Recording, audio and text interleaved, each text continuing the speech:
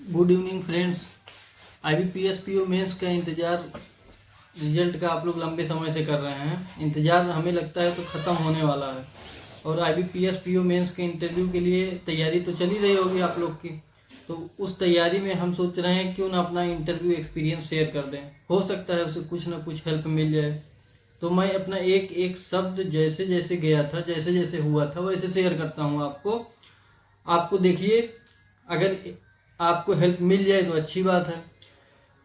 जैसे कि मेरा RRB का इंटरव्यू था अक्टूबर या नवंबर मंथ में शायद, तो उसमें हुआ था मतलब जैसे कि मैं एंटर किया तो बैठने के लिए कहा गया। उसके बाद जब मैं बैठा तो पहली बात तो इंट्रोडक्शन नहीं हुआ था। इंट्रोडक्शन उन्होंने लिया नहीं, तो मतलब आपको गुड मॉर्निंग विश करना है, मतलब जो भी समय रहेगा मॉर्निंग आफ्टरनून, तो सबसे पहले तो आपको फीमेल टीचर को विश करना है, मतलब good morning ma'am, good morning sir, मतलब ऐसे बोलते हुए चारों तरफ देखना है। तो ये हो गया। उसके बाद आप बैठिए, अगर वो बैठने के लिए बोलते हैं। बैठने के बाद उन्होंने कहा कि ये जैसे मेरा ग्रेजुएशन का परसेंटेज कम है, उन्होंने कहा कि आपका ग्रेजुएशन में इतना परसेंटेज कम क्यों है।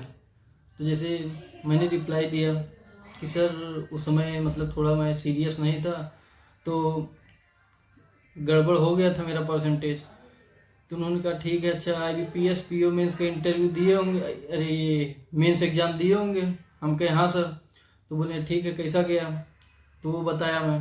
उसके बाद वो बोलते हैं कि आप न्यूज़पेपर पढ़ते हैं। जैसे देखिए, जो भी इंटरव्यू के लिए जा रहा है न्यूज़पेपर एकदम मस्ट है, मतलब कम से कम 15 से 20 दिन का बढ़िया से पढ़ के ज़रूर जाना है।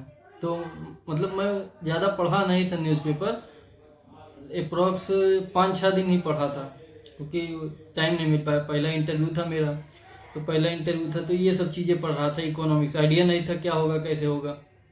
तो वहाँ पे जब गया मैं तो उन्होंने कहा अच्छा कौन सा न्यूज़पेपर पढ़ते हैं आप। तो हम बताए कि सर इंडियन एक्सप्रेस। तो एडिशन पूछे तो मतलब मैं लखनऊ एडिशन बताया। तो कह रहे हैं अच्छा इंडियन एक्सप्रेस के CEO कौन है, CEO या चेयरमैन जो भी। तो मतलब वो मैं देखा नहीं। उन्होंने कहा ये तो मतलब हर न्यूज़पेपर में लिखा रहता है, जैसे विवेक गोयनका हैं इंडियन एक्सप्रेस के CEO।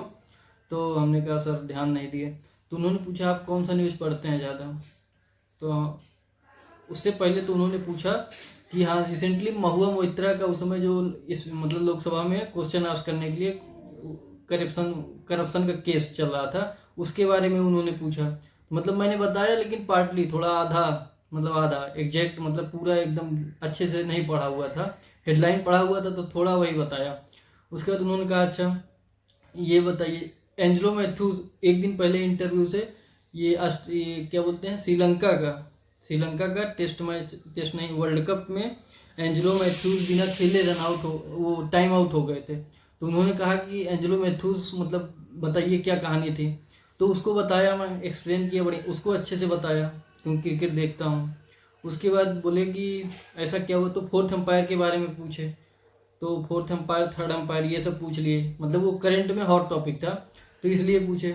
फिर उन्होंने कहा कि इन्फ्लेशन क्या होता है, मतलब अलग लोग ने।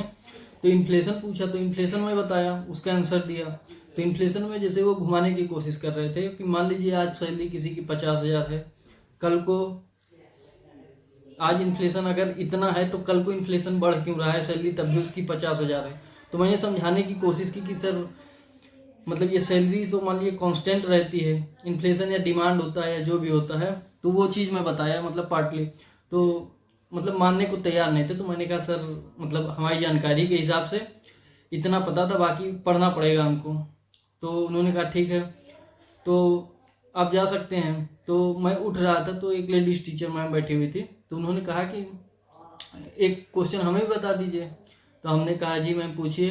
तो उन्होंने पूछा जैसे केमिस्ट्री बैकग्राउंड है मेरा, मतलब आप ग्रेजुएशन का जो बैकग्राउंड है उस पर थोड़ा सा पढ़ के जरूर जाइएगा, ऊपर ऊपर से, मतलब बहुत डीप में नहीं पूछेंगे लेकिन नॉर्मल क्वेश्चन पूछेंगे। तो उन्होंने पूछा कि क्या क्या सब्जेक्ट था आपका। तो मैं बताया फिजिक्स मैथ केमिस्ट्री।